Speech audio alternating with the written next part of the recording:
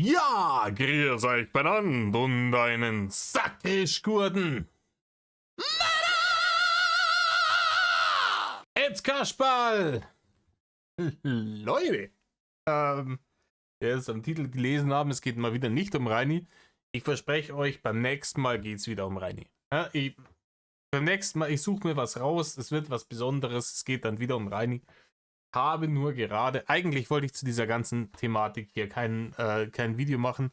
Wir reagieren heute auf Ofi, weil ich AZB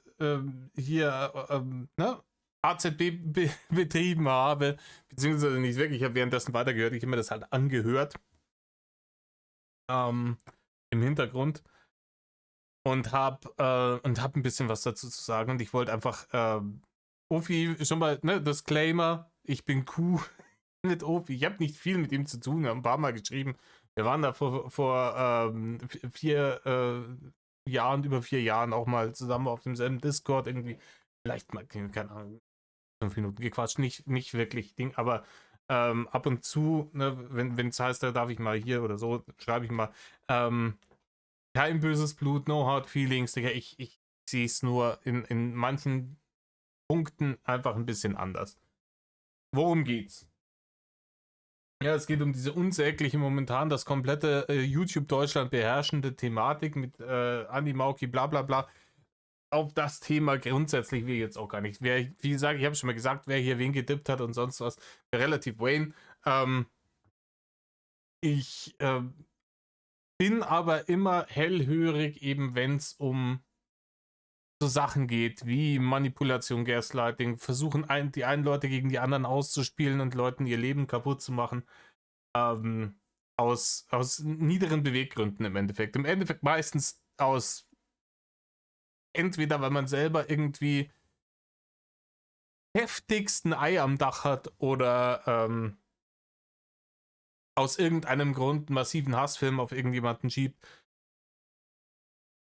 Und ich bin der Letzte, der, wenn jemand richtig ordentlich reingeschissen hat, ja, dann sagt, ja, nee, lass den in Ruhe, bla bla bla, hier, es muss auch mal, ne, ich bin hier im Drachengame. Aufgrund dessen, dass ich es gerne kritisiere, wenn Leute richtig reinscheißen. In der Situation muss ich aber was dazu sagen, weil ich weiß nicht, wie viele Leute schon in ihrem eigenen privaten Umfeld so Situationen hatten, wo innerhalb der Social Group massivst intrigiert wird. Und es ist wirklich, ich weiß, wer das noch nicht erlebt hat, ich hätte das vorher auch nicht geglaubt, wenn es mir jemand erzählt hätte. Wer das noch nicht erlebt hat, und deswegen hatte ich damals auf dieses TJ-Video reagiert, was Menschen tun, die so drauf sind. Was Menschen bereit sind zu tun, die so drauf sind, um andere Leute einfach nur wegzubeißen, ist erschreckend. Und das funktioniert immer wieder, gerade weil Leute, die das selber noch nicht erlebt haben, das nicht glauben. Weil niemand checkt, boah, scheiße krass, wie weit Leute gehen, das, um einfach nur um andere Leute kaputt zu machen. Und hier geht es jetzt um das Thema Rezo, weil der wohl damals bei dieser Animauki-Thematik eine tragende Rolle gespielt hat. Und es wundert mich auch überhaupt nicht, dass er eine tragende Rolle gespielt hat, weil Rezo gehört zu den 2 großen Leuten, bei denen du stattfinden willst, wenn du in YouTube Deutschland am Stissel bist. Auch TikTok, egal, auf Social Media in Deutschland am Stissel bist. Und zwar, es gibt 2. Ne? Die Leute, die eher sich so in der woken Identitäts-Bullshit-Bubble bewegen, die wollen unbedingt bei Rezo am Stissel sein. Das gibt einen massiven Bekanntheitsboost und es ist halt so ein bisschen so ein Ritterschlag. Ne? Wenn du bei Rezo warst, Rezo-Approved-Stempel kriegst du dann. Und dann kriegst du massiv Aufmerksamkeit, Reichweite und das unfassbar, wie viel das auch monetär ausmacht. Hier den Daumen nach oben von Rezo zu kriegen. Das ist abnormal, wie viel Macht einzelne Personen bekommen, aber da kann auch Rezo nichts dafür, die kriegt er halt, diese Macht von der enormen Audience, die er halt hat. Ich will das R-Wort nicht herkommen. Und die zweite Person diesbezüglich ist, wenn du nicht in dieser Woke-Bubble bist, willst du bei Monte stattfinden. Ne? Das sind die Dinge. Wenn du bei einem von denen stattfindest, dann hast du es geschafft als Influencer. Dann wird's gut. Also, wenn du positiv bei denen stattfindest, würde ich mal sagen. Ja? Hier der eine komische Dude, über den sich momentan alle lustig machen, mit der Fistelstimme, der, vorher kein Mensch spielt Mario Kart mit Monte, Internetphänomen. Und dementsprechend wollte ich zu dem Thema was sagen, weil ich glaube, es sind ein paar Dinge, die da manche Leute vielleicht nicht die Antennen dafür haben. Opi, wenn du das hier siehst, ich schreibe dir nochmal, vielleicht schaust du es dir an, wenn du es hier siehst, vielleicht kannst du mir ein kurzes Feedback geben. Ich habe da, wie gesagt, ich habe in meinem eigenen Privatleben Dinge erlebt. Ich habe das ja schon auch ein bisschen breitgetreten, als ich auf diese ganze Tim Jacken-Nummer reagiert habe. Und ich habe ein bisschen anderen Blickwinkel auf die ganze Sachen. Ja, ich habe jetzt Winkel gesagt, bin ich bannen. Okay, dementsprechend, Leute, hockt euch her, jetzt haben wir mehr. Reißt's euch ein Häube auf. Mir ginge einer in was auch immer das hier ist. Okay. Ofenkäse.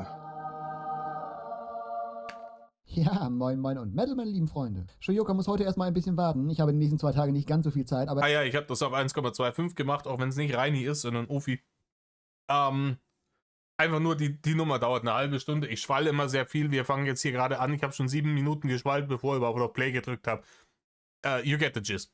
Ich muss euch natürlich ein bisschen auf dem Laufenden halten, denn Rezo hat sein Statement ja gestern rausgebracht, beziehungsweise das Update zu seinem kommenden Statement. Und oh boy, da gibt es sehr, sehr unterschiedliche Reaktionen drauf. Und ich sage euch vorneweg, ich bin auch... Ich habe da auch mitgekriegt, dass es sehr polarisierend ist.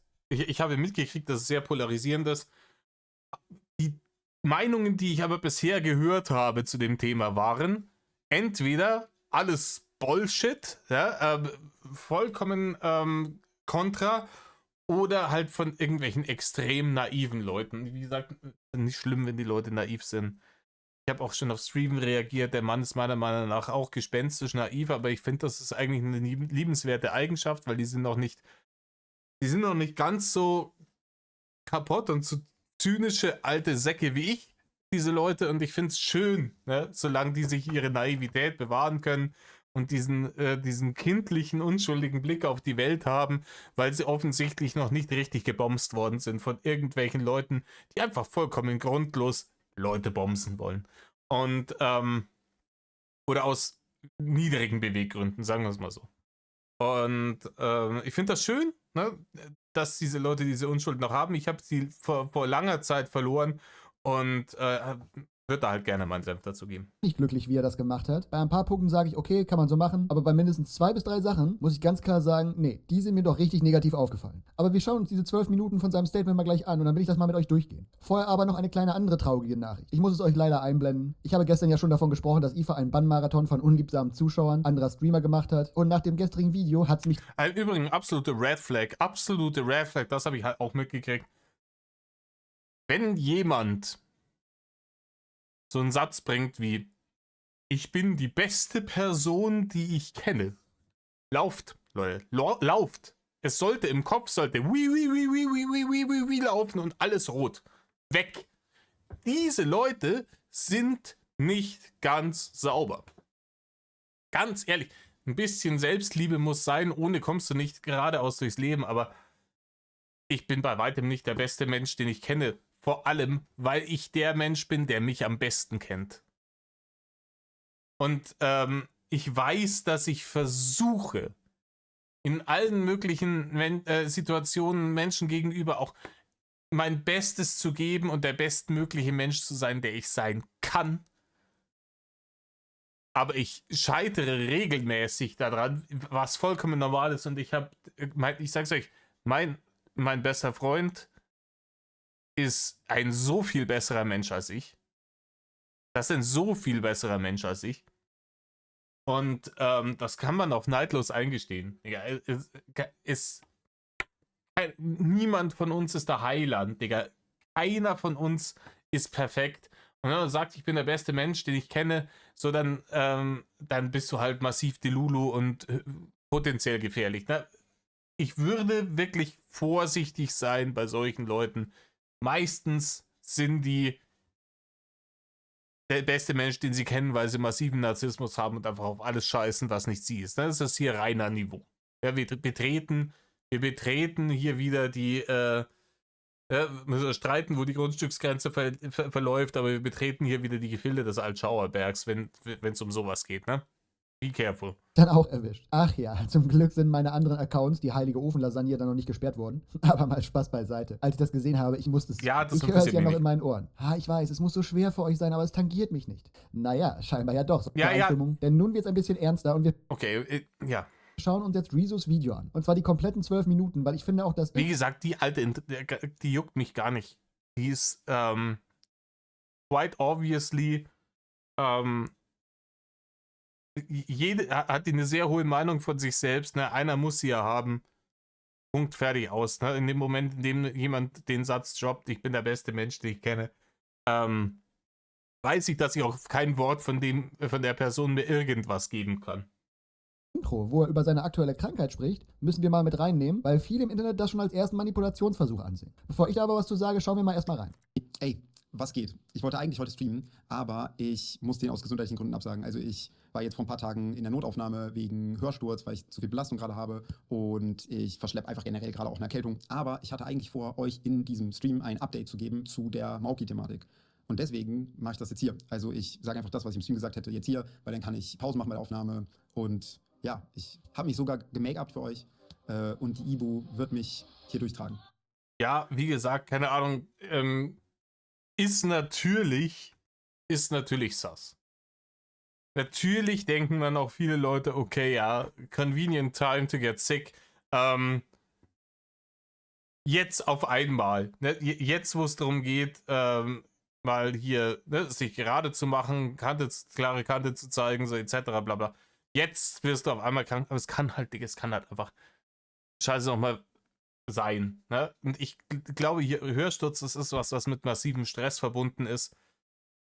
Und ich glaube auch, also wenn einen das nicht stresst, wenn du der größte, sagen wir mal, Linksbubble-mäßige Influencer in ganz Deutschland bist und so ein Standing hast wie ein Rezo und du hast dich wirklich sehr, sehr öffentlichkeitswirksam positioniert vor 2 Jahren in dieser Geschichte, dass du dann, wenn dir die ganze Sachen um die Ohren fliegt, dass du und massive Kritik von überall auf dich einprasselt, dass du dann ein Stresslevel kriegst, dass du einen Hörschutz kriegen kannst und dann vielleicht auch durch das irgendwie diese Floodgates offen sind und vielleicht Sachen, die du ein bisschen verschleppt hast oder verzogen, auch noch hinten und es sich dann erstmal da niederlegt, das kann gut möglich sein.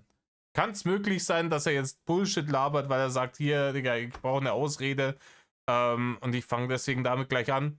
Kann auch sein. Aber wäre ich vorsichtig.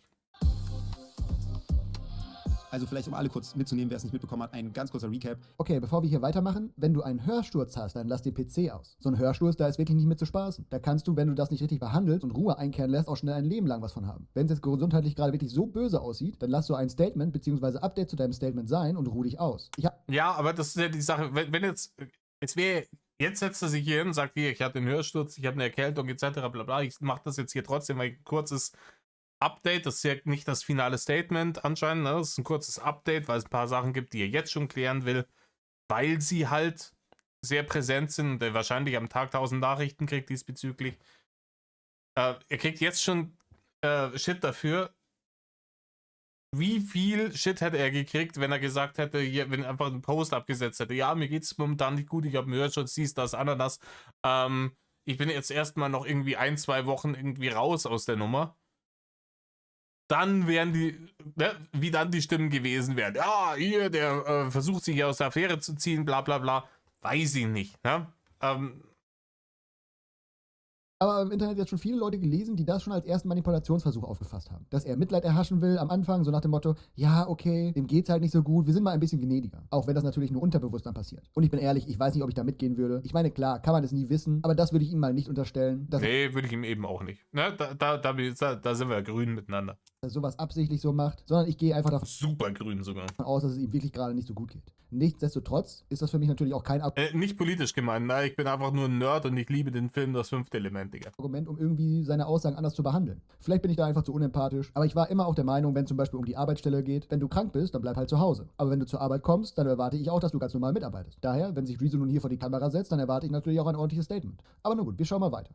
Der YouTuber Jay Riddle hatte vor 6 Wochen ein Video gegen Mauki rausgebracht. Und damals war noch so der Stand, dass relativ schnell hintereinander ein paar Videos kommen. Deswegen hatte ich dann gesagt, ey, dann lass uns doch die wenigen Wochen warten und dann gehen wir auf alles ein und gucken uns alles an und befassen uns damit. Dann sind 2 Sachen passiert, weshalb ich gesagt habe, ey, ich will jetzt doch nicht so lange warten, bis die Videos draußen sind. Das erste ist, dass sich herausgestellt hat, dass die Videos von Jay später rauskommen als gedacht und sogar mehr Videos dann kommen sollen. Und das zweite ist, dass ich vor 2 Wochen auch in einem Video ein bisschen mehr thematisiert wurde. Deswegen hatte ich dann vor 2 Wochen gesagt, so, ey, respectfully möchte ich nicht warten, bis alles draußen ist, damit ich mich damit befasse. Und ich glaube auch, dass in den letzten 2 Wochen das Interesse einfach viel mehr angestiegen ist, dass ich was dazu sage. Ich hatte euch versprochen, dass wenn der OMR-Stress rum ist, also ab jetzt, ich mich anfangen kann mit diesem Thema Ich weiß nicht, was OMR ist. ausführlicher zu befassen. Die ganze nächste Woche geht für die OMR drauf. Danach die Woche muss ich ganz viel Sachen nachholen, die wegen OMR liegen geblieben sind, aber ab da kann ich mich dann aktiver darum kümmern. Ich würde euch dann updaten, wenn ich mehr weiß. So, und jetzt sind wir hier und ich möchte euch ein Update geben, wie der Stand ist. Also bin ich on track,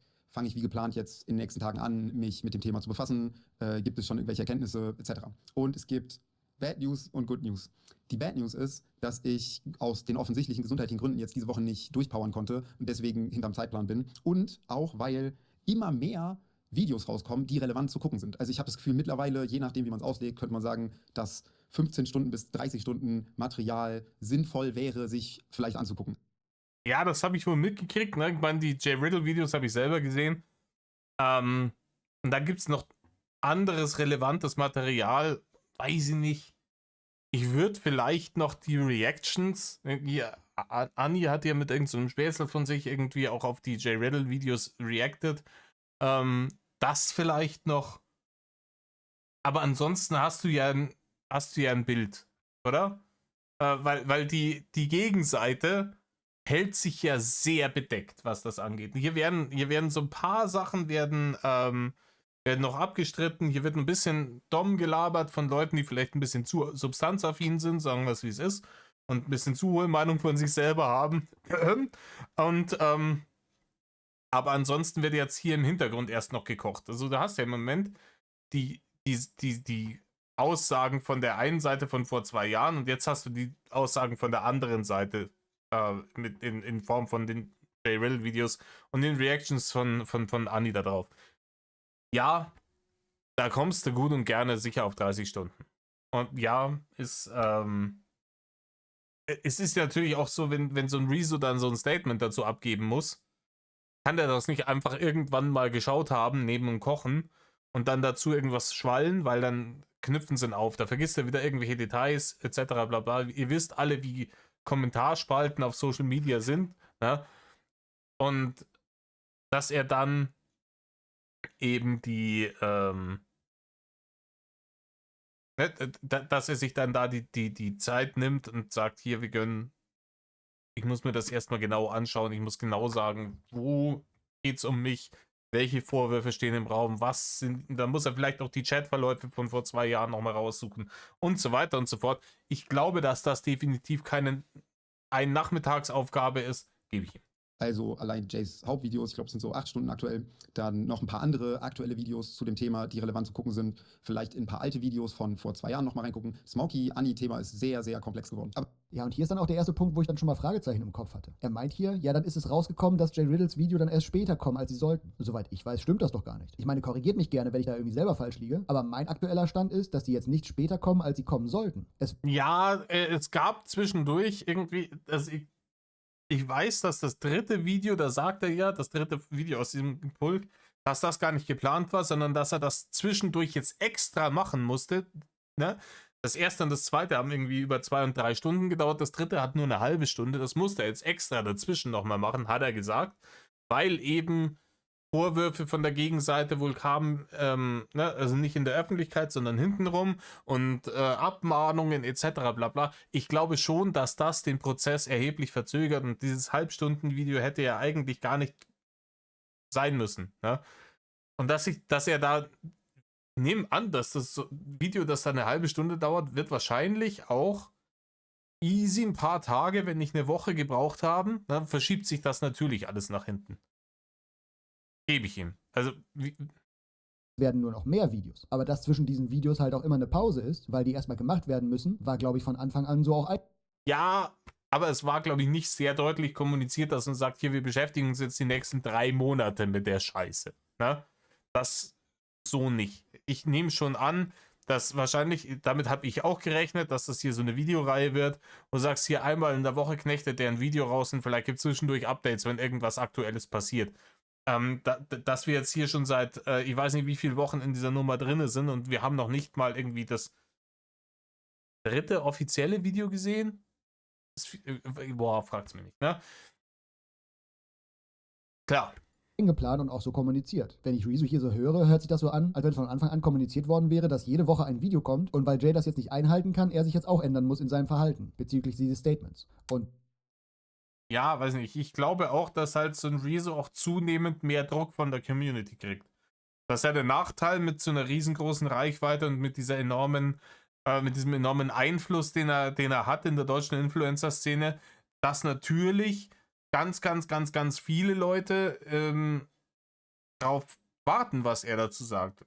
Sind wir mal ehrlich, sehr viele Leute in Rezos Audience werden höchstwahrscheinlich warten, bis sie sich eine eigene Meinung bilden, bevor sie nicht hören, was er sagt. Weil, sind wir mal ehrlich, ganz viele Influencer haben ihre Hauptdaseinsberechtigung genau deswegen. Weil es Menschen gibt, die, ohne dass ihnen jemand sagt, wie sie denken sollen, sich keine eigene Meinung bilden können.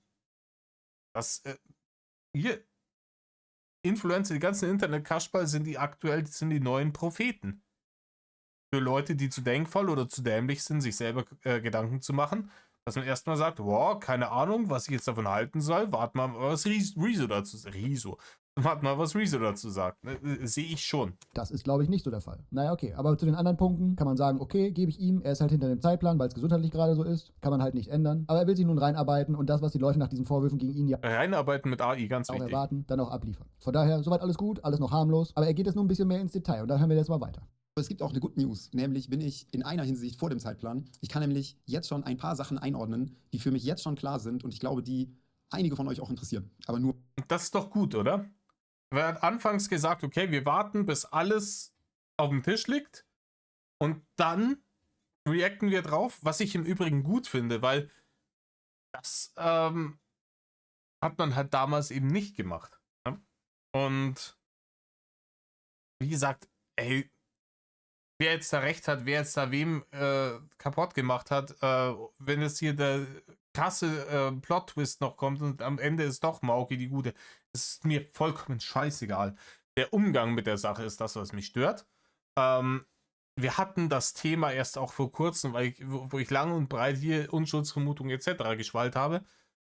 Und kurzer Sidetrack. Das hört sich jetzt dämlich an. Hört mir erstmal zu.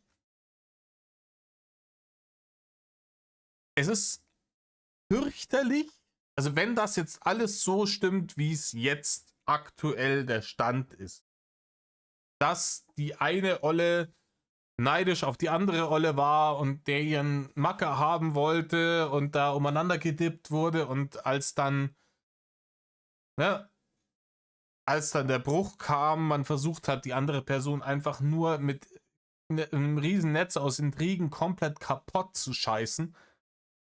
Wenn das alles so stimmt, dann ist das natürlich abartig.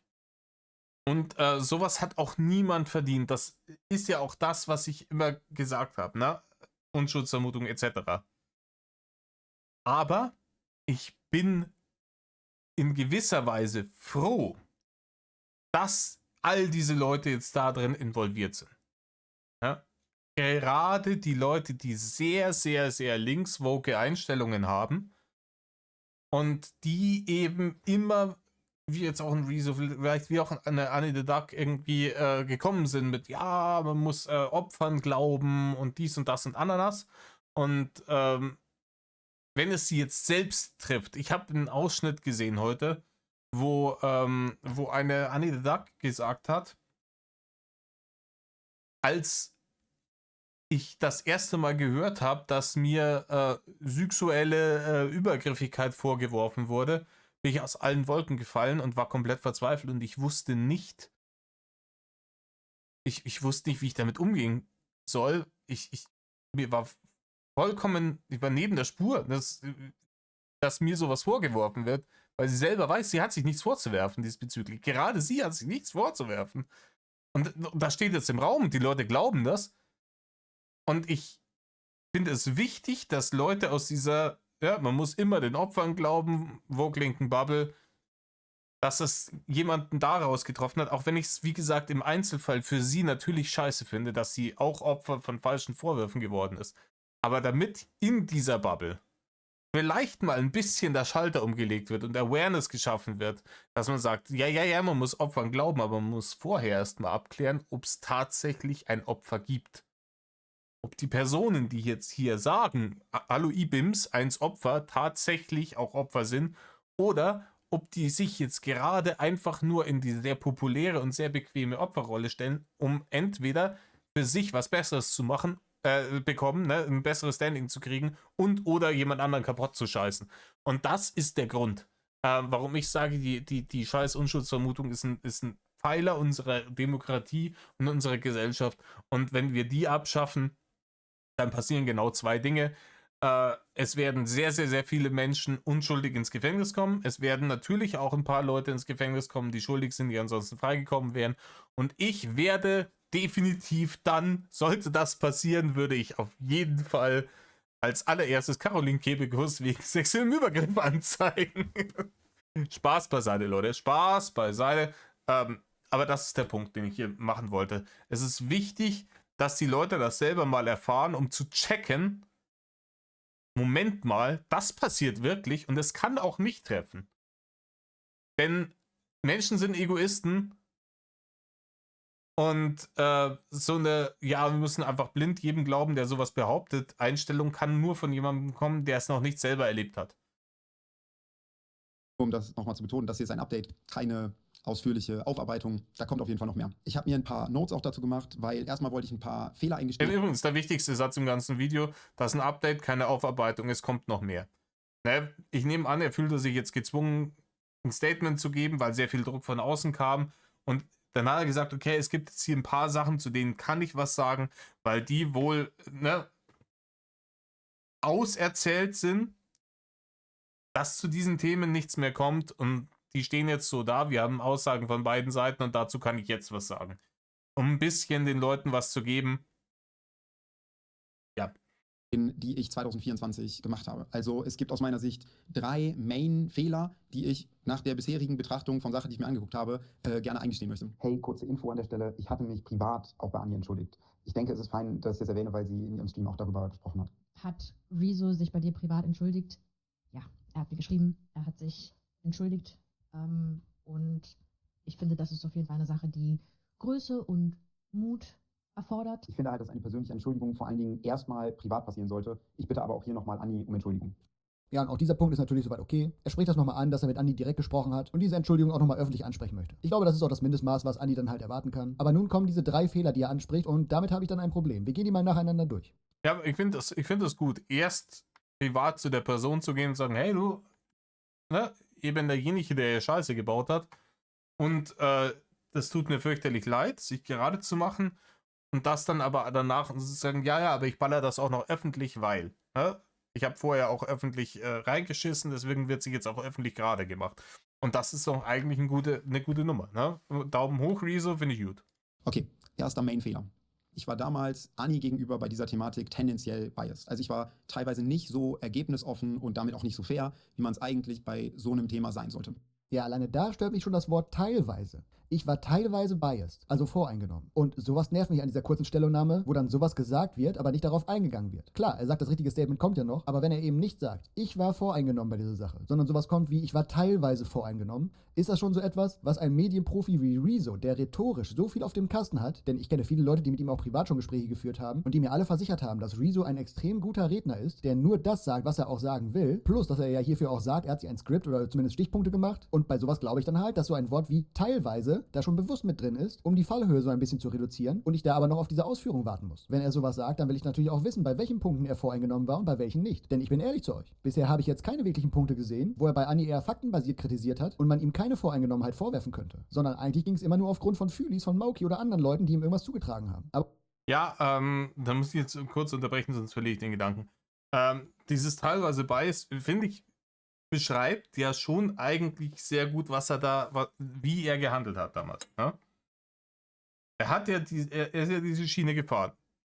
Wir glauben den Opfern. Dann hat er aber trotzdem noch dieses Interview geführt, mehrere mit diesen Zeugen, diesen Poolleuten etc. bla bla. Und hat er da gesagt, ja, hier, ich quatsch hier mit den Leuten, um dann abschätzen zu können, wie viel Glaubwürdigkeit dem zugemessen werden sollte und darf, und um das dann wiederzugeben. Der hat ja dann nicht einfach nur gesagt, okay, nee, mit denen brauche ich nicht mehr reden, alles gut, die Mauki hat das jetzt gesagt und die andere Trolle hat das bestätigt, easy peasy, let's go. Sondern er hat ja dann noch gesagt, okay, nee, lass dann noch mit Leuten sprechen, etc. Dass die genauso gebrainwashed waren, das konnte er eher nicht wissen. Ja? Deswegen sage ich ja, teilweise Bias beschreibt das sehr gut. Ne? Man hat erstmal geglaubt, okay, offensichtlich hat Dani da Scheiße gebaut. Auf der anderen Seite hat man gesagt, okay, ich möchte aber trotzdem noch mit den Zeugen reden, die ihr habt. Ne? Das auf jeden Fall. Meine Auffassung von teilweise Bias ist damit gegeben. okay, das ist erstmal ein kleiner Einwurf von mir, dass ich das nicht so mag, dass man sagt, man hat was falsch gemacht, die Öffentlichkeit ja dann aussieht, dass er voreingenommen war in seiner Reaction und er das dann als teilweise framet. Und nochmal wichtig hier zu betonen, ich lege hier diesen hohen Maß. Aber wenn dir dann natürlich die in Anführungsstrichen Zeugen glaubwürdig versichern, ja, das ist alles richtig, was die alle da sagt, dass du dann sagst, okay, ich habe jetzt von so vielen er dachte unabhängigen Quellen, die ja offensichtlich keine unabhängigen Quellen waren, wie es auch so oft ist bei solchen Zerstörungskampagnen, wenn irgendjemand Scheiße behauptet, die nicht gestimmt hat, dass dann die unabhängigen Quellen, doch nicht so unabhängig, ja, dass er dann natürlich sagt, okay, ich habe mir jetzt so viele Quellen wie möglich gegeben, mehr weiß ich nicht, mehr habe ich nicht, damit muss ich jetzt arbeiten und damit war er der Meinung, er hat alles gesehen, alles gehört. Maßstab an Genauigkeit in so einem Update oder Statement dann halt an, weil es halt hier um die Zerstörung eines Lebens ging. Es gab hier ja kein Beef, weil sich zwei Leute hier irgendwie um eine Kleinigkeit gestritten haben. Nee, hier ging es schon darum, dass ein Leben zerstört wurde, mit Karriere, mit privater Wohnsituation, mit dem kompletten Ruf und ich daher von einem der größten Influencer in Deutschland dann auch eine richtige Stellungnahme erwarte, beziehungsweise wenn er so ein Update hier droppt, dann das auch ordentlich macht. Aber okay, wir hören erstmal weiter. Aus der jetzigen Perspektive und auch mit dem Wissen, was ich jetzt habe, sehe ich das ganz deutlich. Also ich war tendenziell eher Bad Faith als Good Faith. Und ich glaube einfach, dass ich mich da von einer kollektiven Anti-Anni-Haltung oder überkritischen Anni-Haltung habe ein Stück weit anstecken lassen. Also viele Leute, die sich vielleicht nicht so ganz dran erinnern, was ich verstehen kann, ist 2 Jahre her. Es gab ja von verschiedenen Seiten aus Vorwürfe, teilweise schwere Vorwürfe gegenüber Anni. Und es waren mehrere Leute, die das gesagt haben. Und dann gab es super viele Videos von YouTubern, von Streamern, teilweise Zeitungsartikel. Es wurden Kooperationspartner von Zuschauern so sehr belagert und unter Druck gesetzt, dass die teilweise Statements machen mussten. Dann kam irgendwann Annis erstes Video-Statement raus. Das wurde sofort von ganz vielen sehr, sehr hart kritisiert, kam allgemein nicht so gut an. Dann gab es halt irgendwann literally hunderte Uploads auf YouTube mit Millionen von Views und die meisten davon einfach sehr deutlich kritisch oder anti-Anni. Und das war ja dann auch der Punkt, wo ich in das Thema eingestiegen bin. Ja, klar, da ist der Internet-Mob war schon unterwegs. Ne? Und das ist der Kontext, in dem ich dann auf dieses Thema und auf die Statements und die ganzen Vorwürfe reagiert habe. Und ich muss da, glaube ich, so ehrlich zu mir selber sein und mir eingestehen, dass mich das beeinflusst hat. Also zusätzlich haben mich natürlich auch noch Erfahrungen beeinflusst von Menschen, mit denen ich befreundet bin oder war. Ey, und by the way, das habe ich ja gerade nicht gesagt, um meine Verantwortung wegzuschieben. Die Verantwortung bleibt ja immer noch bei mir. Ich kann ja nicht sagen, ja, hätte der und der, hätten die nicht so kritisch reagiert, dann wäre ich auch ganz anders damit umgegangen oder so. Das funktioniert nicht. Jeder Streamer, jeder YouTuber trägt die Verantwortung für seinen Umgang und seine Streams und seine YouTube-Videos ja völlig selbst. Und Das finde ich auch gut. Klar, ich weiß nicht, was man hier jetzt dann kritisieren soll. Er sagt hier, okay, ich habe mich beeinflussen lassen. Das war dumm. Ich bin meine Schiene gefahren und ich habe da falsch reagiert und ich habe den falschen Leuten Glauben geschenkt und ich habe mich beeinflussen lassen und bin in diesen Strom mit reingekommen. Und das hätte ich nicht machen sollen. egal, ob man direkt auf das Thema eingestiegen ist oder ob man erst Und das ist nicht die Schuld der Leute, die mich beeinflusst haben, sondern meine, weil ich es hätte besser wissen müssen. Das ist das, was er gerade sagt und das ist auch vollkommen in Ordnung. später dazugekommen ist und mitgemacht hat, das gilt für mich genauso. Und dafür möchte ich mich entschuldigen und dafür möchte ich mich gerade machen. Und das beziehe ich, by the way, auf alle 4 Livestreams, die ich zu diesem gesamten Thema gemacht habe, beziehungsweise wo ich auf dieses Thema reagiert habe. Wisst ihr, und das ist auch so ein Punkt, den ich von einem der größten Influencer Deutschlands nicht so sehen kann. Und ich finde diese Art und Weise, wie er das... Nee, wie gesagt, ich habe jetzt nicht mehr genau im Kopf, was Ofi dazu sagt, aber ich finde, das war, vor allem weil ja jetzt auch immer noch nicht alle Infos da sind, ist das ein vollkommen legitimes Statement, dass man sagt, hey, ich habe eigentlich den Anspruch, Fakten zu checken, objektiv, sachlich an solche Sachen ranzugehen, an alles. Ich habe auch den Ruf, so jemand zu sein, der sowas macht. Und er arbeitet ja auch sehr viel mit Quellen, auch wenn er politische Videos macht, etc. Dass er sich gar nichts nachsagen lassen braucht da. Und dass er sagt, hier, in der Situation habe ich aber nicht so gehandelt, weil ich mich habe beeinflussen lassen, das hätte mir nicht passieren dürfen, das tut mir leid, Punkt. Ich weiß nicht, wie man die Aussage kritisieren kann, Digga. Hier verkauft, auch wirklich grauenhaft. Er hat sich von der Masse vorführen und beeinflussen lassen. Das klingt so, als wenn die Masse mit aller Kraft versucht hat, Rezo dahin zu drängen, dass er genau mit diesem Strom schwimmt. Aber nein, du bist ein großer Influencer und solltest das sagen können, was du denkst. Machst du doch sonst auch immer bei jedem anderen Thema. Da ist es dann immer gar kein Problem, auch mal gegen den Strom zu schwimmen. An so einer Stelle hätte ich mir halt nicht gewünscht, dass er dieses sagt, ja, die Masse hat mich beeinflusst, aber natürlich habe ich auch da Schuld dran. Also nochmal dieses hinterher schiebt, sondern einfach sagt, ey, ich habe Schuld, es gab einen Shitstorm und ich habe mich belabern lassen, war meine Schuld, Punkt, ohne Frage. Ja, wie gesagt, ja, belabern das. Es ist halt aber auch so, Rezo ist einer der größten Influencer in ganz Deutschland. Ne? Die ganzen Aussagen, diese Öffentlichkeit, von der er sich hat beeinflussen lassen, das sind alles Leute, die der kennt. Der kennt jeden namhaften Streamer und YouTuber in Deutschland, der jetzt nicht irgendwie so ein kompletter AfD-Hackel ist. Kennt der von diversen Veranstaltungen etc. etc. etc. Das ist, die socialisen ja unter sich massivst. Natürlich kennt der die ganzen Leute. Und wenn du die Leute kennst, stellenweise mit denen befreundet bist und das dann von denen hörst, natürlich schenkst du denen mehr Glauben, natürlich gibst du denen mehr Gewicht. Und ich sag jetzt mal einfach ein mögliches Szenario. Wie gesagt, ich war da nicht dabei, ich kenne mich da nicht aus und ich bin in dem Thema auch nicht so krass tief drin. Aber ich erzähle euch jetzt mal ein mögliches Szenario, wie es theoretisch hätte passieren können, weil ich sowas in der Richtung erlebt habe. Ne? Habe ich euch schon mal erzählt. Eine Person versucht, eine andere Person fertig zu machen, will aber selbst nicht irgendwie als die böse Person dastehen. Ne? Das ist ja vollkommen klar. Es gibt eine große soziale Gruppe, in der ganz, ganz, ganz viele Leute drin sind und die Person genießt da drin sehr hohes Ansehen. Du bist stellenweise vielleicht selbst über diese Person in diese Gruppe gekommen. Du musst jetzt aber diese Person wegbeißen, weil du einen massiven Hassfilm auf sie schiebst, warum auch immer. Dann kannst du natürlich erstmal komplett apeshit gehen und die Person irgendwie in aller Öffentlichkeit angreifen aus heiterem Himmel. Dann wird Folgendes passieren. Die Leute denken, okay, du bist offensichtlich komplett Bananas. Warum schiebst du jetzt hier so einen Film? Und komm mal klar. Und wenn du nicht klar kommst, dann bist du derjenige, der rausfliegt aus dieser scheiß Social Group. Und das ist ja nicht das Ziel der Sache. offensichtlich ist ja hier ein sehr großer Aufwand betrieben worden mit Fake Donations und allen möglichen Shit, geplanten Streams, wo zufällig Sachen gedroppt werden. Vorher Leute klar machen, die dann genau dann zum richtigen Zeitpunkt das und das sagen und droppen. Es ist da schon sehr viel Aufwand reingeflossen. Und wenn du dann sagst, okay, ich will aber in dieser sozialen Gruppe danach irgendwie praktisch diesen Platz einnehmen, ne? Ich will ja nicht nur den König stürzen, sondern ich will auch der König sein danach. Dass du das halt schlauer anstellst. Und dann gehst du natürlich auch nicht als allererstes zu Rezo und versuchst den irgendwie anzulabern. Erst muss ein Fundament gegossen werden, bevor ich da so ein Haus drauf baue. Da wird erstmal vorher intrigiert. Ja, dann wird mit anderen Leuten gesprochen. Boah, kannst du vielleicht hier dem gegenüber mal irgendwie was droppen? Eine Andeutung machen. Leute, die du schon im Boot hast, die jetzt nicht so großen Einfluss haben wie Rezo, aber die ihn kennen, die Draht zu dem haben.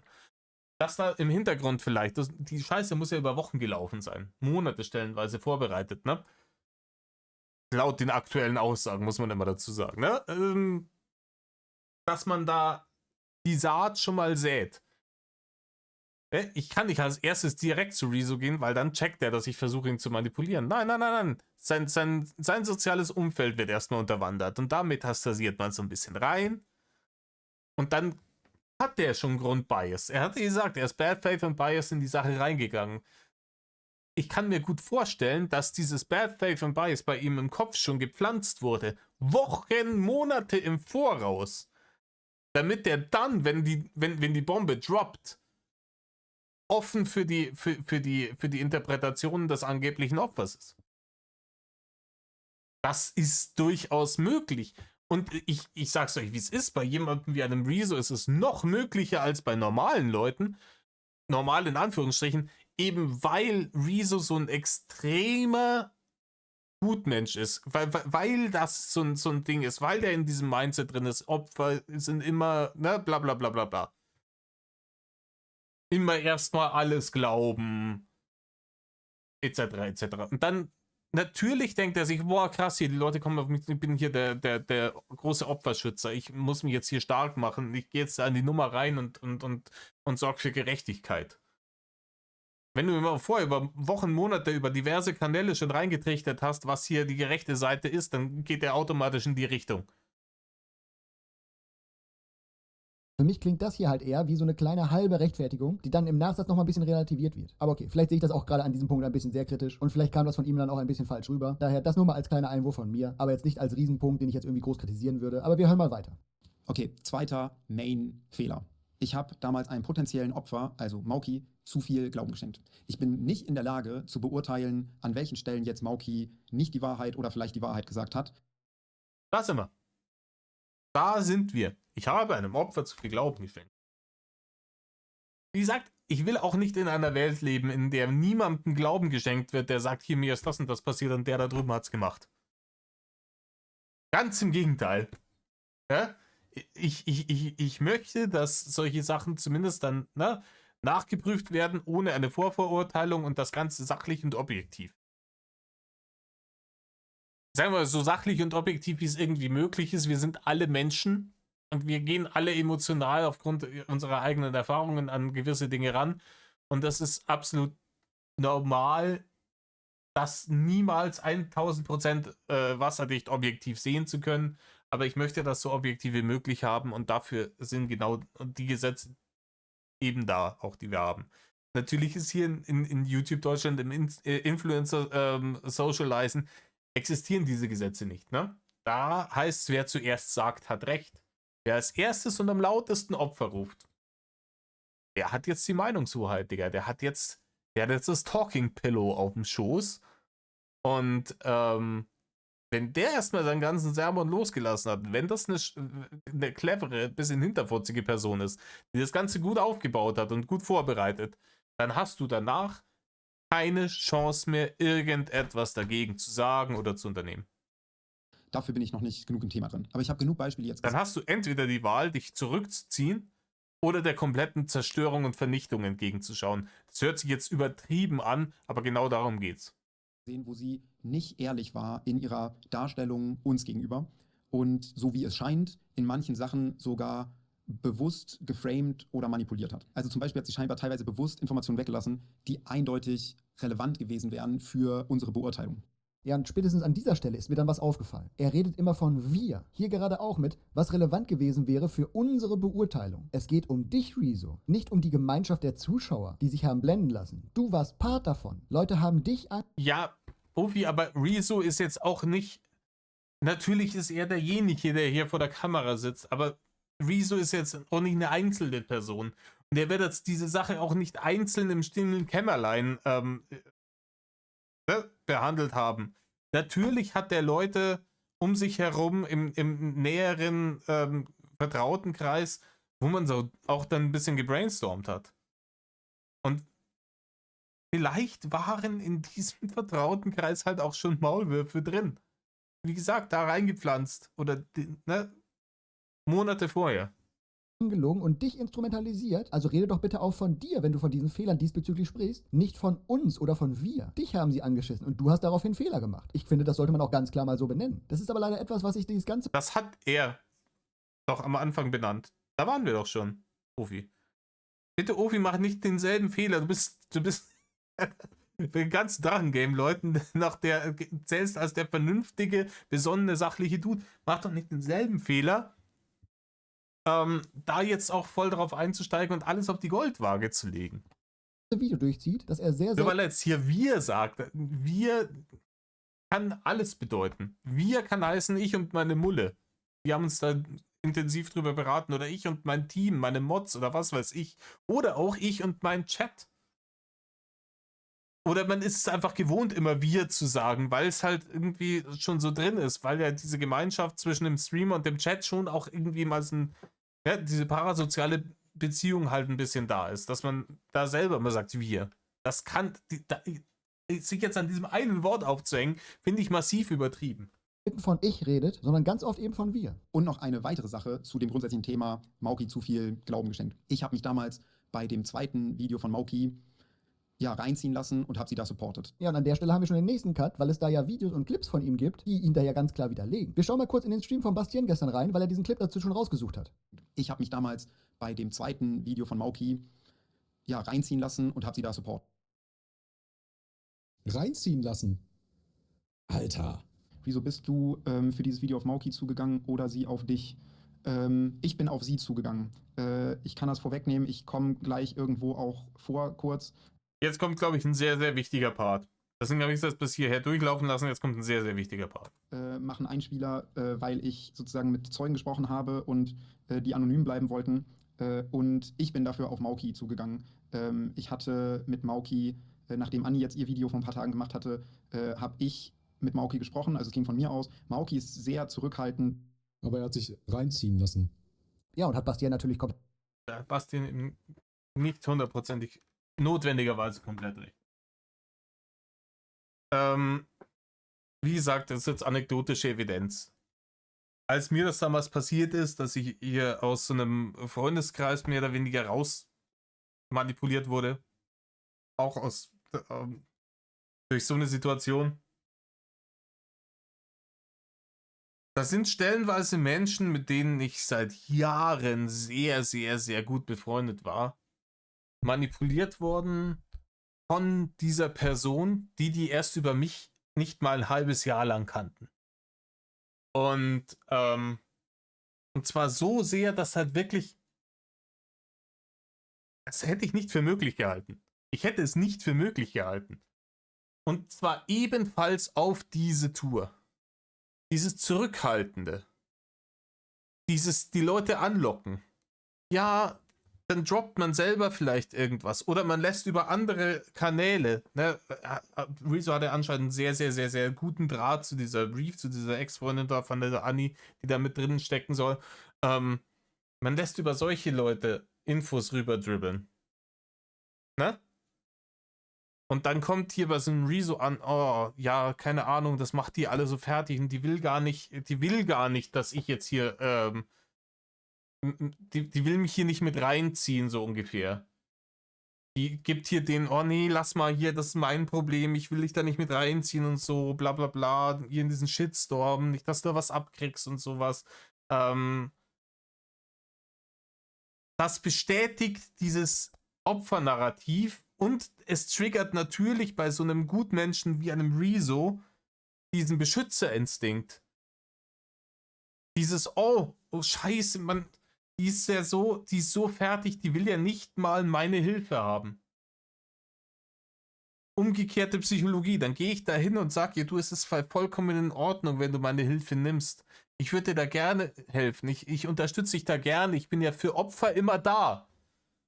Und dann kommt, wirklich, ist es echt nicht zu viel verlangt? Nein, komm, ich bin da. Was soll ich machen? Ja, okay, den, mit denen kannst du sprechen. Ich habe die zufällig gerade schon im Call. Soll ich dich gleich durchstellen? Überspitzt. Ich sage das, weil ich es genau so erlebt habe. Wie gesagt, ich habe es nicht live miterlebt, natürlich nicht, weil es alles hinter meinem Rücken passiert ist. Aber ich habe das danach zusammengetragen, dass genau so gehandelt wird von so extrem manipulativen Leuten, die genau sowas planen, eben eine Person in der Öffentlichkeit oder in der sozialen Gruppe, je nachdem, einfach so unmöglich machen und rausknechten, dass sie nie wieder da Wurzeln fassen kann. Um dann selber sich reinzusetzen. Das ist so, wie es die Leute machen. Und wie gesagt, ich würde das selber nicht glauben und ich würde auch selbst im Leben nicht auf diesen Trichter kommen und diese Connection herstellen, wenn es mir nicht selbst passiert wäre. Weil mir das im Kopf so fern liegt, so Intrigen zu spinnen, mir so viel Mühe zu geben, nur um irgendjemanden kaputt zu machen, den ich nicht mag. Wenn ich jemanden nicht mag, sage ich, du bist ein Hufeisenbesitzer, leck mir am Arsch und verpiss dich. Tschüss. Und dann habe ich mit den Leuten nichts mehr zu tun. Mir würde das so fern liegen wie nochmal was und deswegen bin ich auch nicht drauf gekommen. Deswegen war ja auch ich oder so jemand wie ein Rezo perfekte Opfer für so eine Scheiße. Und, oder wie gesagt, Anja als Opfer und ein Rezo als Werkzeug. Das kann, wie gesagt, ich möchte nicht sagen, dass es 1:1 so ist, weil ich genau das eigentlich nicht will, dass ihr gesagt habt, so ist es, so ist es, so ist es, bevor wirklich alle Karten auf dem Tisch liegen. Aber ich habe das so erlebt und wollte nur mal sagen, aus meiner Sicht ist das eine Möglichkeit, wie das Szenario gelaufen ist. Ne, dass eben so eine Reef da hingekommen ist und gesagt hat, hier die Mauki und so, der geht so schlecht mit der Situation. Und ich habe ihr gesagt, sie soll sich an dich wenden, aber die will ja eigentlich gar nicht und so und die will ich da nicht mit reinziehen und etc. bla bla. Dass das natürlich den Beschützerinstinkt bei dem triggert und der dann von sich aus auf sie zugeht, damit man danach sagen kann, hier, ich habe den Rezo niemals aktiv hier eingeladen. Der ist von sich aus gekommen. Checkt ihr? Und natürlich ist dann auch so ein Rezo noch viel krasser auf deiner Seite und leichter noch danach weiter zu manipulieren von dir und deinen Zeugen in Anführungsstrichen, wenn du ihn dazu gebracht hast, von selbst zu kommen. Weil dann ist das jetzt schon seine Mission. Das ist nicht mehr dein Bullshit und nicht mehr dein Internet-Beef. Das ist jetzt schon seine Rettungsmission. Er ist da schon emotional involviert drin. Und in dem Fall wäre natürlich so ein Rezo dann mit dazu zu holen, von langer Hand geplant und natürlich auch der Zeitpunkt kein Zufall. Denn angenommen, du willst wirklich so eine auf Lügen fußende Zerstörungskampagne in der Öffentlichkeit gegen jemanden schießen, willst du unter allen Umständen, dass irgendwann, am besten an dem Punkt, an dem der Outrage am höchsten ist und der Shitstorm so richtig am Tosen, dann willst du einen Deckel auf die Diskussion machen. Dann willst du, dass niemand mehr dann danach redet und das genau so stehen bleibt, wie es jetzt ist. Und welche Methode könnte es Besseres geben, als den reichweitestärksten Streamer, mit dem sich's niemand verscheißen will, genau in dem Moment in dein Boot zu holen? Das hier Mortal Kombat mäßig, ne? Die Kombos mit deinen, ne? A- und B-Button, die machen den Health Bar niedrig. Dann kommt der Finishing Move und der Finishing Move hat in dem Fall blaue Haare. Den bringst du dann am Schluss, nachdem alles gesagt wurde von dir und sie so scheiße wie möglich dasteht. Und dann bringst du so einen Rezo, setzt den aufs Spiel, damit der einen Deckel drauf macht. Damit die Leute dann sagen, nee, okay, also wenn Rezo da mit im Boot ist, dann muss da was dabei sein, weil der so große Glaubwürdigkeit hat. Außerdem möchte ich es mir mit dem nicht verscherzen, weil wie gesagt, wenn du in der Bubble nicht auf Rezos guter Seite stehst, schadet das deiner Reichweite und damit deinem Einkommen. Und Finish him. Bam. Rezo ist der Finishing Move. Wie gesagt, ich kann euch nicht sagen, ob es so war und ich maß mir das nicht an. Ich spiele hier das Gedankenspiel durch, falls es so war, dass das alles gelogen und manipuliert war. Glaubt ihr auch nicht, dass Rezo hier zufällig und ungeplant und zu einem komplett random Zeitpunkt da reingekommen ist? Wer sich die Mühe macht, über Monate lang so eine Zerstörungskampagne mit Manipulation und Lügen und Geschichten hintenrum zu schießen, der bringt den Rezo nicht random da rein und auch nicht zu einem random Zeitpunkt. Und es hat ja genau gepasst. Nachdem Rezo da sein Ding gemacht hat, kam auch nichts mehr in der Öffentlichkeit großartig Positives über Anedudak. Danach war da war der Sargdeckel drauf. Fertig. Richtig schön zugenagelt. Fertig. Bums aus, Nikolaus. Wie gesagt, wenn das wirklich alles so war, wie es jetzt aktuell dargestellt wird, dass das eine große manipulative Zerstörungsaktion war, Textbook, genauso wird's gemacht. Hat recht, kann ich nur unterschreiben. Absolute Katastrophe, dass Rezo sich hier rausreden will von wegen, ich habe mich da reinziehen lassen. Wenn es halt in Wirklichkeit so war, dass du, Rezo, auf Mauki zugegangen bist. Da bist du nicht reingezogen worden. Wie gesagt, man kann einen dazu manipulieren, da selber auf die Leute zuzugehen. Dann wirst du reingezogen, ohne es selber zu checken und dann bist du noch viel krasser emotional mit dabei und verteidigst die Person noch mehr. Ich habe jetzt auch einige Meinungen gelesen, die dann gesagt haben, weil sie Rezo verteidigen wollten, ja, er ist wahrscheinlich auf Mauki zugegangen, hat sich dann beim Thema aber reinziehen lassen. Und da bin ich ganz ehrlich, da gehe ich nicht mit. Wenn du auf Mauki zugegangen bist bezüglich diesem Video, dann kannst du nicht hier im Update von diesem Statement sitzen und sagen, ich habe mich da reinziehen lassen. Sorry, aber das ist für mich einfach nur komplettes Framing. Also, wie gesagt, ne, das ist dieses, ne, es zu tun, oh, dies, das, ne, und dann so fragt, hey, kann ich dir helfen? Nee, ist schon in Ordnung, ich brauche Hilfe nicht, ich kann das schon selbst, es wird schon irgendwie gehen. Ist halt jetzt gerade schwer, aber schafft das schon, ums Mitleid zu triggern. Die Leute dann denkt die Person im Nachhinein auch, ja, das ging alles von mir aus. Ne? Ich bin ja auf die zugegangen, der. so, wenn ihr mich fragt, und ich sage hier ja sowieso nur meine Meinung, hat er da komplett reingeschissen, sowas zu sagen, wenn aufgrund aller seiner Videos diese Leute ja wissen, dass du derjenige warst, der damals auf Mauki zugegangen bist, nicht Mauki dich irgendwie mit reingezogen hat. Das hätte ich mir auf jeden Fall gewünscht, dass du das anders darstellst. Und das war auch ein Fehler. Und zwar diesmal einer, den nur ich zu verantworten habe. Rückblickend bewerte ich den Kontakt mit ihr auch anders. Also mittlerweile glaube ich, dass mich manche Nachrichten auch manipuliert haben, auch wenn es schwer ist, das einzugestehen. Das hier jetzt aufzuarbeiten, würde aber auch den Rahmen sprengen für jetzt mal eben ein Update. Ich werde euch aber auf jeden Fall dazu noch mehr erzählen und zeigen. Aus der damaligen Perspektive brauchte ein glaubwürdiges Opfer Unterstützung. Und jetzt weiß ich es besser und werde mich in Zukunft anders verhalten. Dieser Fehler tut... Das ist auch, wenn ich jemanden wie einen Rezo, der ja offensichtlich nicht dumm ist, ne? Der hat ja was in der Birne. Wenn ich den dahin manipulieren will, dass er hier in meinem Lulu-Train nach Bullshit Town mitfährt und vielleicht sogar den scheiß Schaffner gibt, dann muss ich den auf der emotionalen Ebene kriegen. Am meisten weh. Also im Ergebnis. Und wie gesagt, keine Ahnung, wer noch nicht von irgendeiner Person manipuliert wurde, wie gesagt, das könnte hier auch um Ecken rumgehen, die ganze Social Group, ne? Aber wer noch nicht von jemandem manipuliert wurde, den er eigentlich schätzt, mag, liebt, ja? In dem Fall ist lieben, aber wer noch nicht von so einer Person krass manipuliert wurde, checkt das nicht. Wenn du das von außen siehst, denkst du dir, bist du dumm? Checkst du das nicht? Dass die dich, offensichtlich, die Story hat so viele Löcher. Du blendest es aus. Es ist im toten Winkel für dich.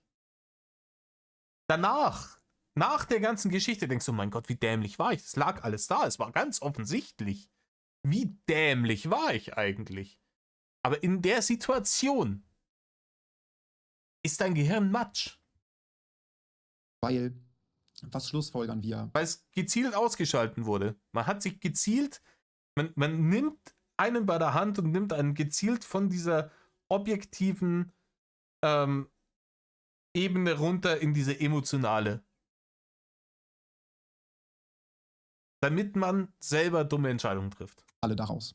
Was ist das Learning, was wir daraus ziehen? Es kann nicht sein, dass das Learning für uns alle ist, dass wir glaubwürdigen Opfern, und das war Mauki ja damals für die allermeisten, nicht mehr glauben. Aber es kann auch nicht sein, dass wir kein Learning daraus ziehen. Das heißt, ich habe ja auch nicht die Antwort. Ich weiß nicht, was der perfekte Weg ist. Aber ich kann total verstehen, dass es jetzt viele Leute gibt, die in Zukunft Opfern ein Stück weniger Glauben schenken. Und das ist total abgefuckt. Ja, und ich kann dir den Weg ganz klar sagen. Wie so oft im Leben. Bleibt halt alle bei den Fakten. Argumentiert mit Fakten und bewertet Situationen nach Fakten. Wenn einem Ja, das ist richtig. Da gebe ich dir 100% recht. Aber Leute, die einen manipulieren, die geben einem natürlich die Chancen. Wenn Leute wirklich gut da drin sind, bist du von der Faktenebene schon ganz, ganz, ganz, ganz lange weg. Bevor du überhaupt merkst, wo es hingeht.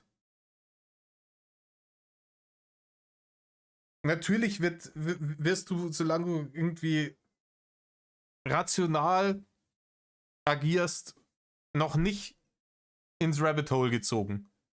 Weil du sagst, was will ich in dem Rabbit Hole hier? Was willst du eigentlich von mir? Dann wirst du suspicious. Du wirst erstmal mit Zucker, mit Candy irgendwie in das Rabbit Hole gelockt. Und wenn du dann mal die rationale Ebene verlassen hast, dann geht's los. Mauki sagt, Anni hat diese böse Entjungferungsparty geschmissen und ich war nur stiller Teilnehmer. Dann sagt man, okay, nehme ich erstmal so hin, muss ich aber überprüfen, ob das stimmt. Und wenn man da mit anderen spricht und die sagen, nee, die hat natürlich selber da ganz gut mitgemacht. Die hat Leute da sogar mit hingebracht, war die Einzige, die im Kostüm, hat da richtig mitgefeiert und so weiter und so weiter. Dann geht man halt zu Mauki und sagt, ganz ehrlich, verpiss. Aber dann kommt dann Mauki und sagt hier unabhängiger Zeuge, ne? Von der keiner weiß, dass es ihr Macker ist, weil sie noch nie so behandelt hat, aber es ist ihr Macker.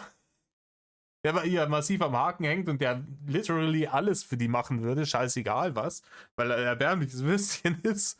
Und man weiß aber gar nicht und denkt so, okay, ja, der war halt da dabei, der ist hier in dieser Social Group mit drin. Das ist dann schon ein glaubwürdiger Zeuge auch, ne? Dich mit deinen Fühlis, wenn du mich bezüglich solchen Themen hier schon anlügst. Punkt. Natürlich gibt es leider Menschen, und das ist in jedem Fall so, die sich halt in die Opferrolle drücken wollen, weil sie anderen schaden möchten. Vielleicht auch einfach wegen Aufmerksamkeit oder. Da gibt es ja 1000 Gründe. Aber wenn alle sich einfach an die Fakten halten und die sich dann auch bestätigen lassen, wenn jemand solche schwerwiegenden Vorwürfe in den Raum stellt und man vielleicht dann als Influencer mit einer gigantischen Reichweite das dann einfach mal abcheckt, ob das denn so stimmt, bevor man das selber verbreitet, dann sollte es doch eigentlich keine Probleme geben, oder? Das ist die... Ja, aber wie gesagt, natürlich nimmt jemand wie ein Rezo, der sich natürlich auch ein bisschen als Kämpfer für das Gute sieht, dann so eine Gelegenheit wahr. Sagt, ich kann hier jemandem helfen, der wirklich Unrecht erdulden musste. Nachdem er schon, die ganze Manipulation ist durch, dann hat den Samen gesetzt, der in seinem Kopf aufgegangen ist, okay, die Person hat Unrecht erleiden müssen, die ist jetzt das Opfer und der kann ich jetzt helfen mit meiner Reichweite. Ich werde hier meiner Reichweitenverantwortung gerecht, in der ich einem Opfer eine Stimme gebe und die unterstütze. In dem Moment war der schon drin im Kreuzzug. Das alte Thema bezüglich dem Spruch Believe Women, was ja auch in der MeToo-Bewegung groß geworden ist. Aber nicht Believe All Women, nur weil sie Frauen sind. Man kann ja nicht sagen, ich muss einer Frau alles glauben, egal was sie sagt. Dass es natürlich nicht geht, versteht, glaube ich, jeder. Ey, und ich bin der Erste, der einer Frau Stimme geben möchte und sie stärken möchte, wenn es irgendwelche bösartigen Anschuldigungen gibt. Die würde ich niemals unter den Tisch kehren. Aber sie werden natürlich dennoch geprüft, ob die auch haltbar sind, und wenn Rezo das auch gemacht hätte, hätte er das natürlich vermeiden können. Auch da habe ich viele Leute gelesen, die diese Grundsatzdebatte, die er dann hier schon wieder anstößt, auch so ein bisschen von seinen Fehlern ablenken soll. Ja, aber wie gesagt, er hat seine Social Group auch, in der diese ganzen Influencer drin sind, ne Reef etc., die ja auch ein großes Standing und Glaubwürdigkeit haben, kriegt das von denen, dann kriegt er von Mauki noch in Anführungsstrichen unabhängige Zeugen vorgesetzt, die erzählen dieselbe Scheiße. Ja, was soll er denn noch machen? Ne? Aber nun gut, jetzt kommt auf jeden Fall der Punkt, der mir am meisten aufgefallen ist, und zwar in negativer Hinsicht. Okay, kommen wir zum dritten Main-Fehler, den ich aktuell schon bei mir sehe. Ich habe mich damals nicht genug ausgesprochen gegen, ich sag mal vorsichtig, nicht konstruktive Auseinandersetzung mit Anni. Okay, was meine ich damit? Viele werden sich vielleicht daran erinnern. Es gab damals Channel, die ganz eindeutig keine nüchterne Aufarbeitung gemacht haben, sondern Drama, Farming, Es gab damals Clickbait-Titel mit All-Caps, Schlagwörtern und Emojis, oh, exposed, weißt du, so mäßige Stimmung. Es gab damals Thumbnails, wo Anni abgebildet ist, wie sie eine Maske abnimmt und als Das ist der nächste Punkt, ne? Also ganz YouTube Deutschland, alle Influencer haben, ohne mit irgendwelchen Zeugen gesprochen zu haben, einfach nur auf Basis dieser Videos von Mauki und wie sie nicht alle anderen heißen, die Missgabel und die Fackeln rausgeholt und da Reactions gemacht und gecached. Er hat sich wenigstens die Mühe gemacht, irgendwie noch mit Leuten zu reden, ne? Und die Leute, die da abgecasht haben, kommen jetzt aber, Rezo, sowas das hätte der Fall nicht passieren dürfen.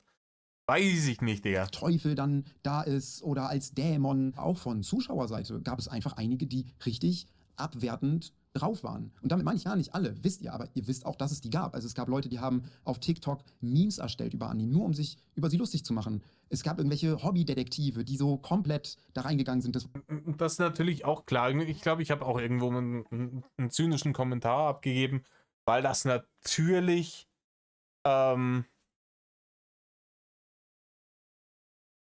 satisfying ist irgendwie für die Leute, ne? Wenn du sagst, Leute, die eigentlich so ein hohes moralisches Standing irgendwie vertreten in der Öffentlichkeit, wenn Rezo einen Riesenskandal hätte, ne? Wenn dem fürchterliche Dinge vorgeworfen wird, das, was Anni vorgeworfen wurde, und sich das als wahr rausstellen würde, natürlich würden viele Leute feixen zu Hause sitzen und sagen, oh, schaut's euch an, der ist auch nicht besser als wir, der scheißt dieselben Häufen.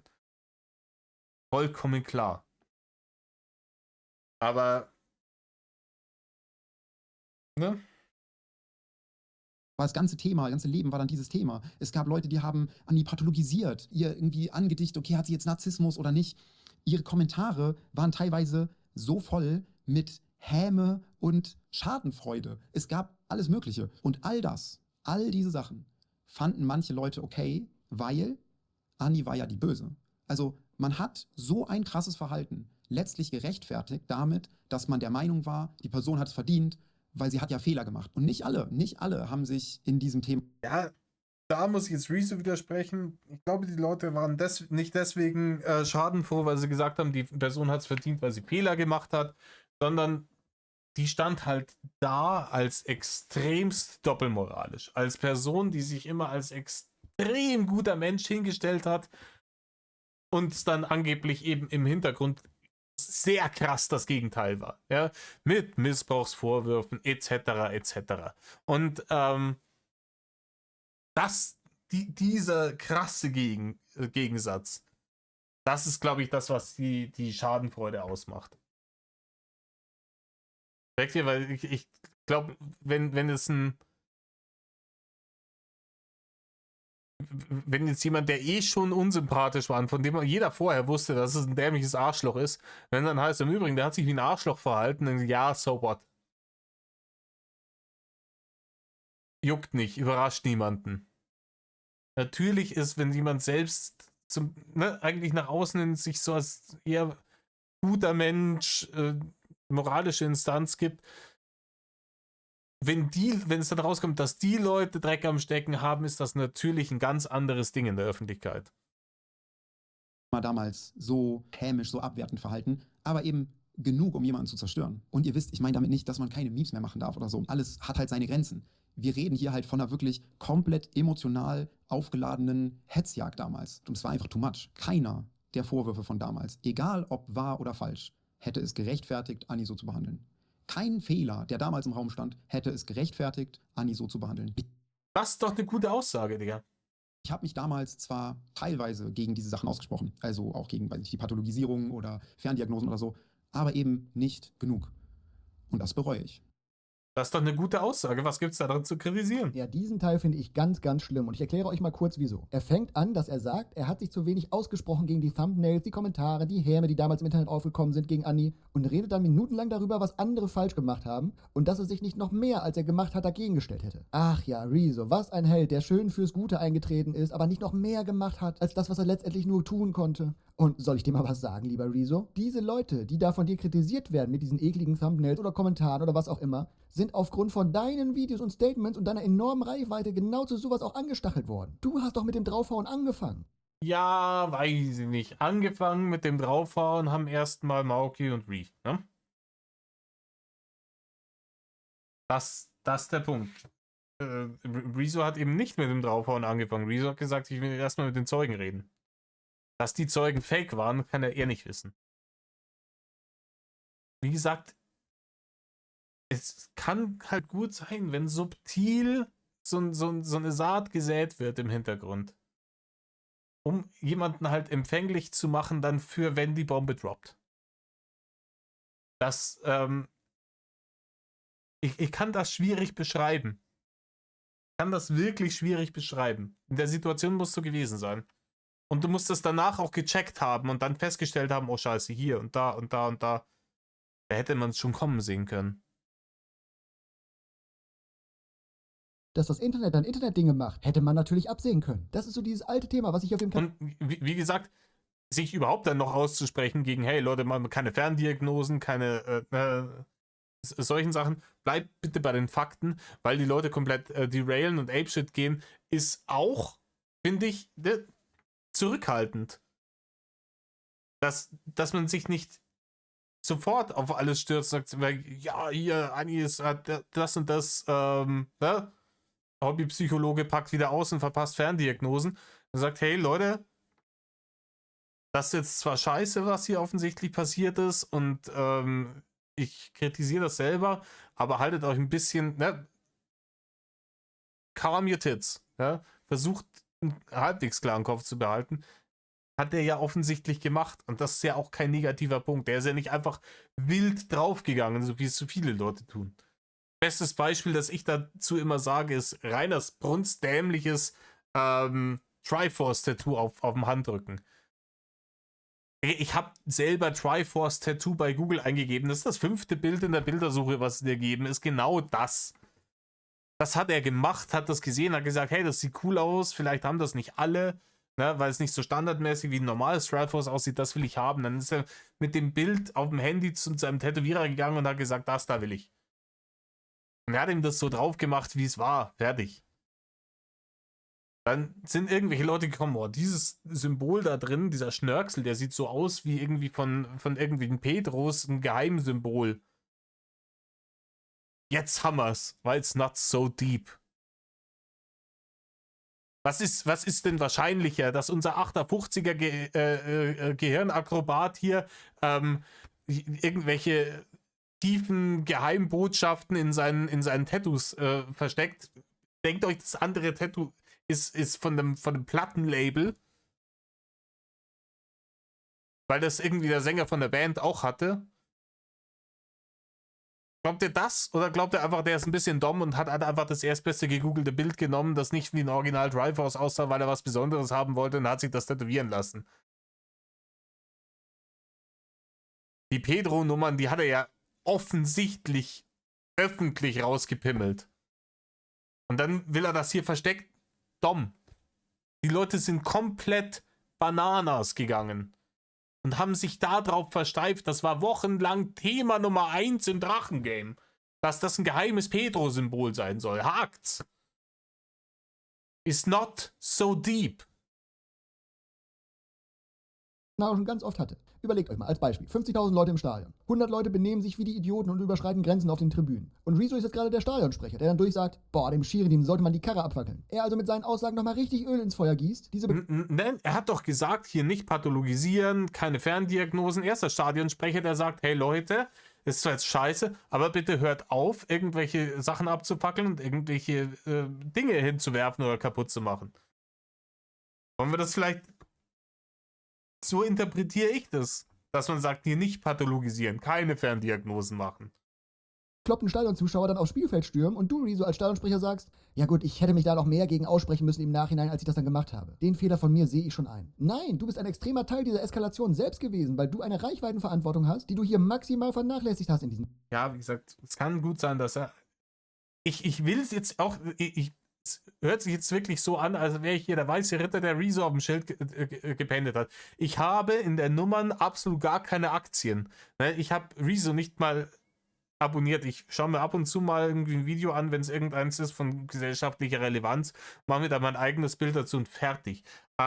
Keine Aktien in diesem Game. Aber wie gesagt, es kann die Nummer Rezo da reinzubringen, da war ja das Chili schon fertig gekocht. Da hat man hier nur noch den blauen Deckel oben drauf gemacht. Den hat man dazu geholt, als da war das Kind schon in den Brunnen gefallen. Ich höre jetzt auf mit meinen Metaphern.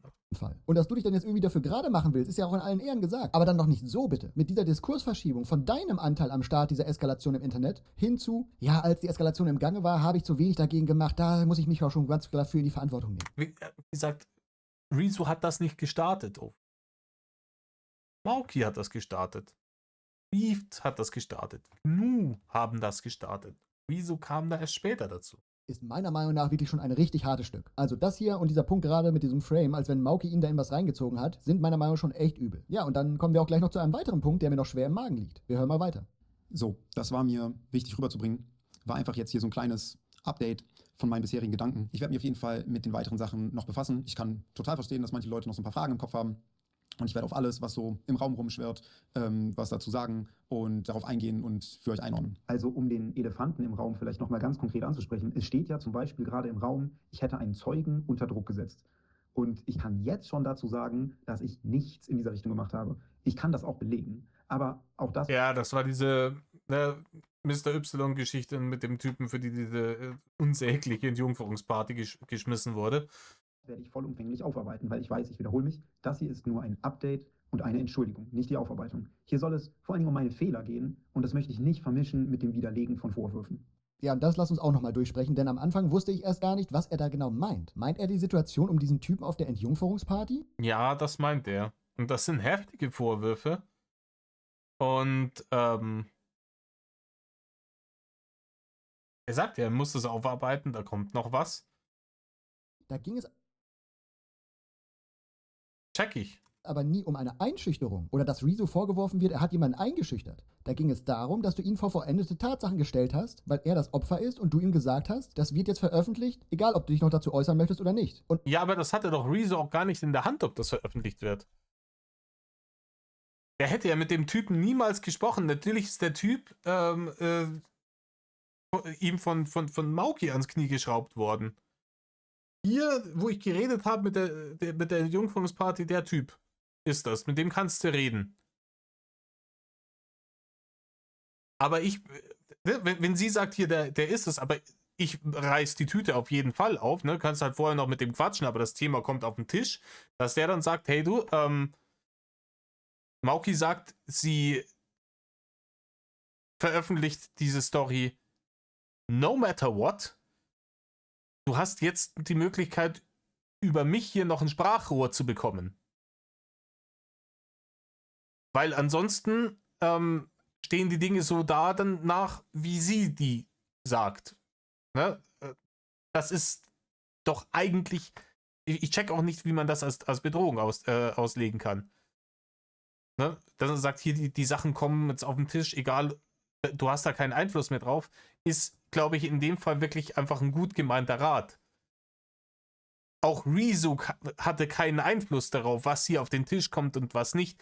Der scheiß Truck ist schon ohne Bremsen mit 180 in Richtung Abgrund unterwegs gewesen. Mit Mauki am Steuer, Digga. Was hätte er denn noch machen sollen? Das Einzige, was er hätte machen können, ist hinzugehen und sagen, hey, die ist hellbent, die haut das Ding raus, scheißegal, was du sagst oder tust. Du hast jetzt hier noch die Möglichkeit, dich zu äußern und ich gebe dir meine Plattform dafür. Das ist doch eigentlich eine gute Sache.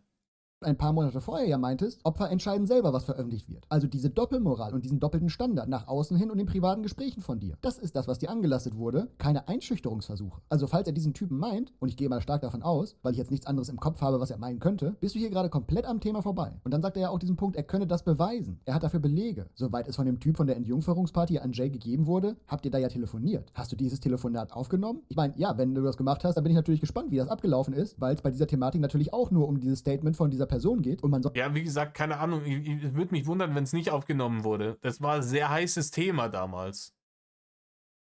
Ne? War ein sehr heißes Thema. Es würde mich auch nicht wundern, wenn es auf beiderseitigem Einverständnis halt aufgenommen wurde. Dass man sagt, hier, keine Ahnung,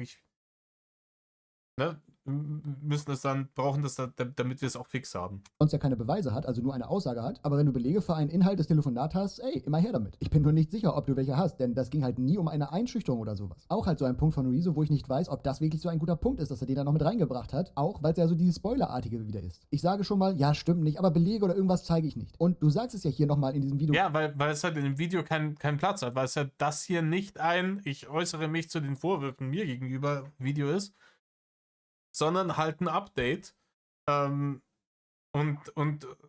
über Dinge, die jetzt schon als Fakten im Raum stehen, ziemlich sicher als Fakten feststehen, zu denen ich mich äußern will, Fehler, die ich begangen habe, wo ich mich gerade machen will. Wie gesagt, ich sehe das Rezo-Statement eher positiv. Ganz klar, es soll ja hier um Entschuldigung gehen und nicht ums Widerlegen von irgendwelchen Vorwürfen. Ja, dann sprecht diese Vorwürfe doch nicht an, wenn es um eine Entschuldigung gehen soll. Ja, Ufi,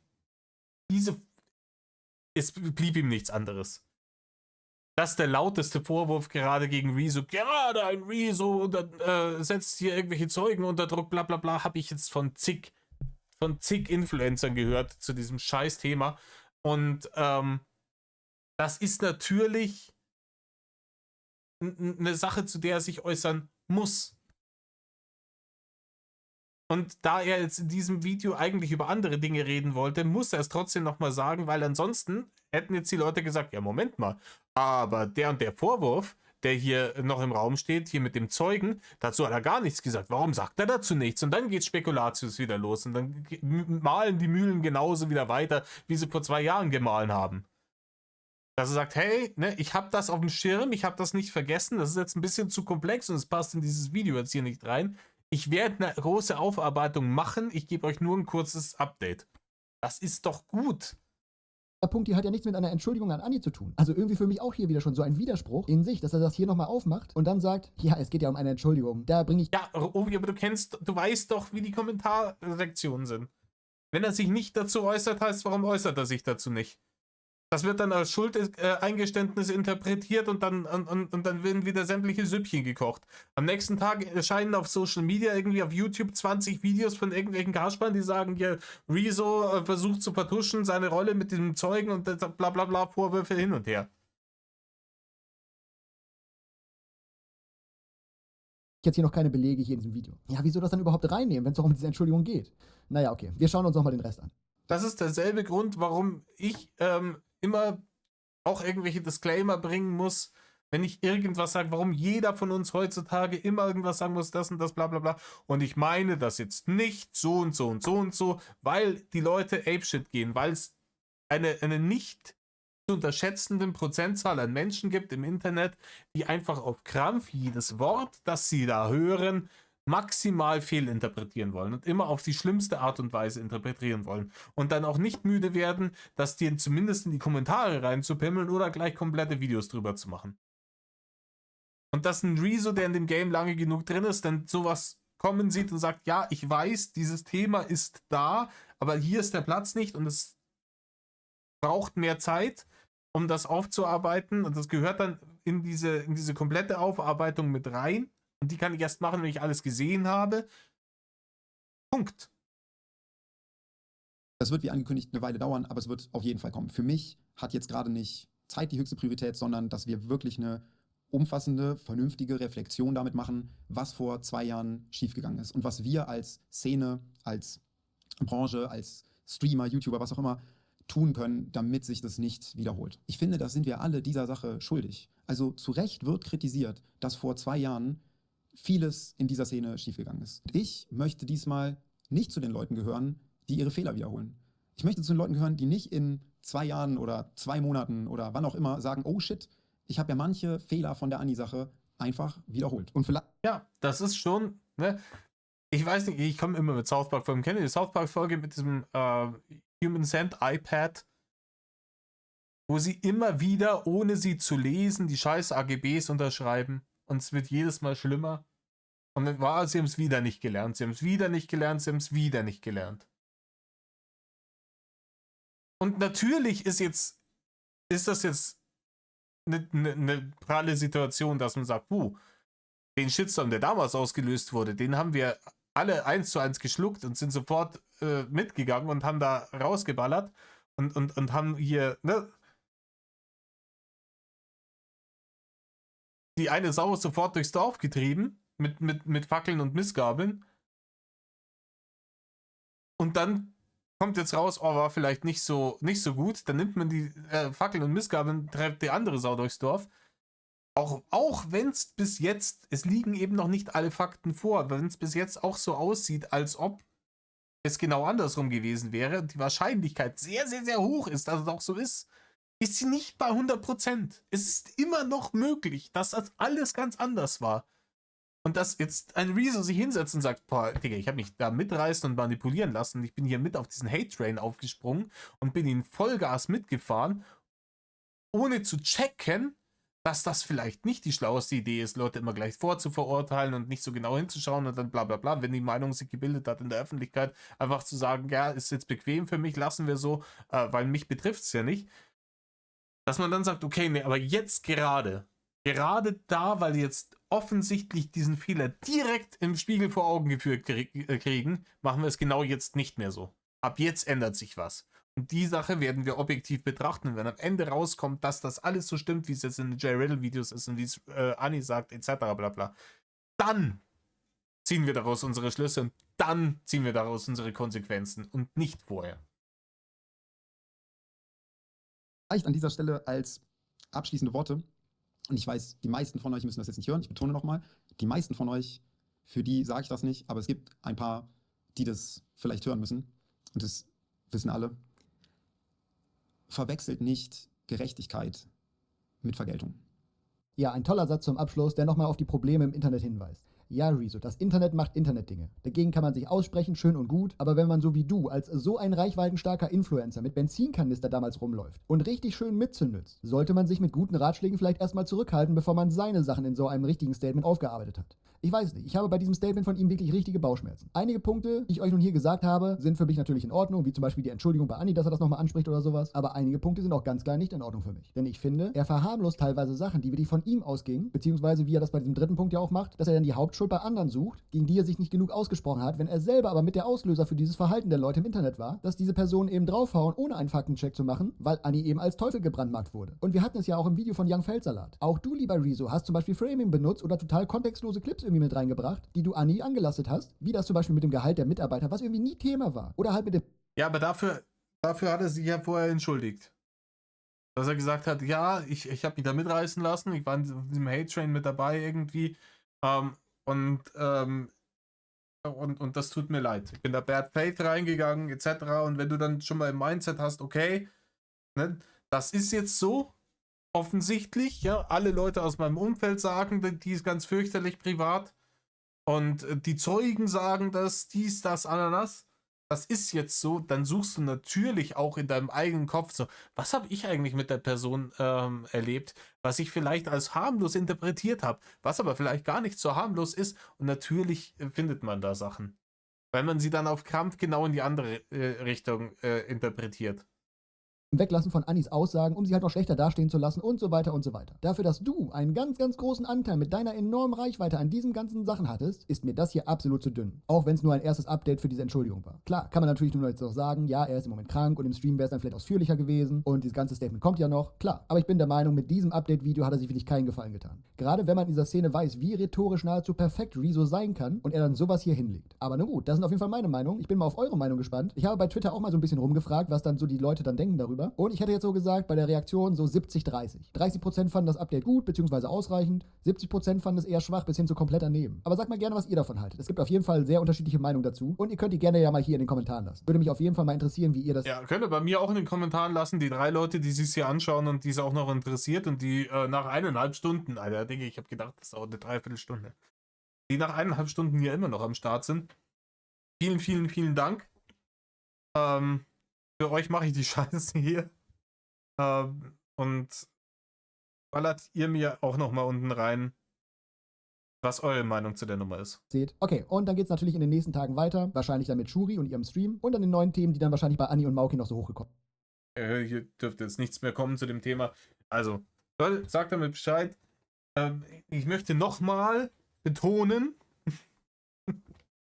denn auch ich sehe Dinge kommen, Kommentare schon vor meinem inneren Auge, dass alles, was ich jetzt hier gesagt habe, dieses Video sehr, sehr Rezo-verteidigend war, auf der Basis eines Gedankenexperimentes, das ich jetzt angefangen habe, auf der Basis meiner anekdotischen Evidenz. Es ist halt maximal subjektiv und ich messe diesem Ganzen keinen Anspruch zu, irgendwie der Wahrheit zu entsprechen. Ich kenne die Wahrheit nicht. Ich habe hier nur eine Geschichte zusammengesponnen, die plausibel wirkt, wie es sich hätte theoretisch zutragen können auf Basis meiner anekdotischen Evidenz. That's it. Ich habe keine Aktien im Game. Ich bin kein Fanboy von keinem der Beteiligten und ich sag hier einfach nur meine Meinung. In diesem Sinne, Leute. Tut nicht, was das Internet tut. Medal of.